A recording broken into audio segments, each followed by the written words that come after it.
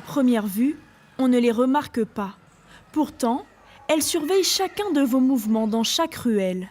Il y a une caméra dans cette rue, une autre dans celle-ci et une autre par là-bas. Dans le petit village de Nakodikas, dans l'état de l'Uttar Pradesh au nord de l'Inde, des caméras de vidéosurveillance sont installées tous les 5 mètres. Le village compte une caméra pour 19 habitants. Bhutto Ali est responsable de la sécurité du village. Il affirme que ces caméras protègent les habitants. Beaucoup de choses ont changé. Les rues sont plus propres et il y a moins de violence. La sécurité a été renforcée pour tous, qu'il s'agisse des enfants ou des femmes.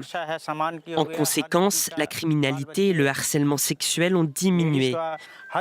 Dans l'ensemble, la sécurité s'est considérablement améliorée. Depuis son téléphone portable, Ali garde un œil sur tout le village.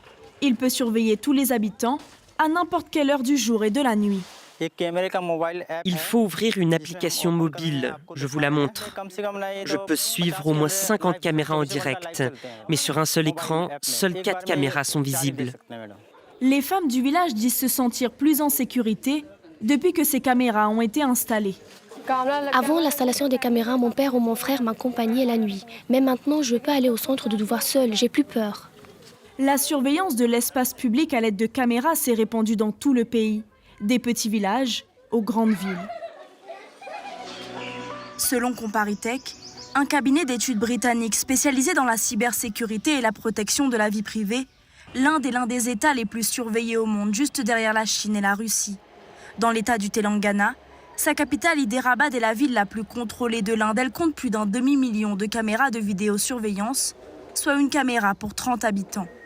La commissaire adjointe de la police de la ville, J. Parimala Ananutan, nous emmène dans la salle de contrôle des caméras de tout l'État.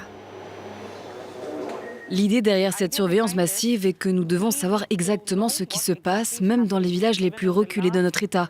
Et on doit être capable de s'y rendre. Si quelqu'un pense qu'il s'agit d'une intrusion dans la vie privée, ce n'est pas le cas. Il s'agit de rendre la société plus sûre. Mais au cœur de la vieille ville d'Hyderabad, ce recours massif à la vidéosurveillance divise la population. Les caméras sont nécessaires, nous nous sentons en sécurité. Si quelque chose se passe, c'est enregistré, ce qui nous permet d'être au courant de tout. C'est une question de vie privée. Beaucoup de gens sont inquiets à ce sujet. Il y a tant de gens comme moi que cela effraie. Certains citoyens s'interrogent désormais sur les véritables intentions du gouvernement. Il y a 3 ans, l'activiste social SQ Massoud a été arrêté par la police dans ce quartier. Avant même qu'il ait pu demander d'explications, les autorités avaient déjà pris sa photo. Ils prennent des photos et les stockent dans leur base de données. Ça m'inquiète. Maintenant qu'ils ont pris ma photo, où est-ce qu'ils vont la stocker et s'ils la partagent, avec quels services vont-ils la partager? SQ Massoud estime que le gouvernement utilise la vidéosurveillance pour cibler les minorités et les plus démunis. Je tiens à souligner qu'il s'agit d'un problème de classe qui touche surtout les plus pauvres de la société. Dans la vieille ville où les musulmans sont majoritaires, ils sont les plus ciblés. Ailleurs, ce sont les basses castes qui sont visées. En 2022, il a intenté une action en justice contre la police de l'État du Telangana pour atteinte à la vie privée. L'affaire est toujours en cours. Nous espérons que le tribunal se penchera sur ces pratiques illégales et les contrôlera. Nous ne voulons pas mettre un terme au progrès technologique car la technologie joue un rôle crucial dans nos vies. Pour autant, il faut absolument la réglementer et que l'État prenne ses responsabilités, soit transparent et protège les citoyens. Depuis son arrivée au pouvoir en 2014, Narendra Modi s'est lancé dans une véritable course au progrès technologique. L'Inde a aujourd'hui l'un des plus grands programmes au monde de collecte de données biométriques. Il y a 2 ans, le gouvernement a lancé DigiYatra, un système pour entrer dans les aéroports basé sur la reconnaissance faciale. Plus de 4 millions de personnes utilisent cette application en Inde. Plusieurs défenseurs des droits numériques comme Disha Verma, membre de l'Internet Freedom Foundation, affirment que le gouvernement tente de surveiller la population sans son consentement.